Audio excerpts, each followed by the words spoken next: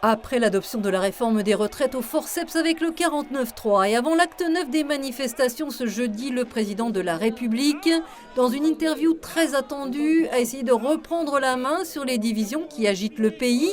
Il dit assumer la réforme et rappelle que la France ne doit pas céder à l'immobilisme. Il tend aussi la main aux syndicats. Au moment où je vous parle, est-ce que vous pensez que ça me fait plaisir de faire cette réforme? Dites-le nous. Non. Est-ce que vous pensez que j'aurais pas pu faire comme tant avant moi, mettre la poussière sous le tapis?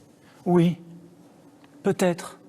Mais la réalité, et s'il y a une chose que je regrette, c'est que nous n'avons pas réussi à partager la contrainte, plus exactement la nécessité de faire cette réforme. Assurément, l'interview présidentielle sera commentée dans les cortèges.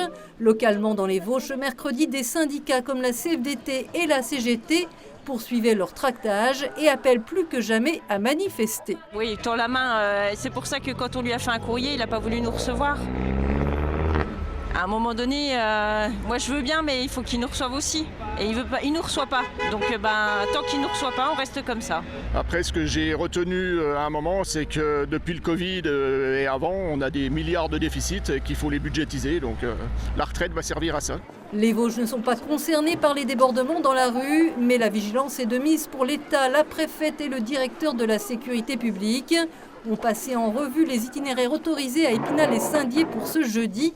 Mais pas seulement, les forces de l'ordre vont aussi assurer la sécurité des permanences des parlementaires. Nous étions en train de travailler sur les dispositifs que nous mettrons en place aujourd'hui et demain sur des pré-manifestations qui s'organisent un petit peu partout. Bien évidemment, nous sommes en vigilance sur tout ce qui est ordre public, mais comme nous le faisons de manière très régulière sur l'année, les élus sont aussi des personnes que l'on protège, qu'ils soient parlementaires ou autres, bien évidemment. L'importance de la 9e journée de manifestation sera un indicateur essentiel pour savoir si Emmanuel Macron a su convaincre ou pas et répondre aux attentes à suivre.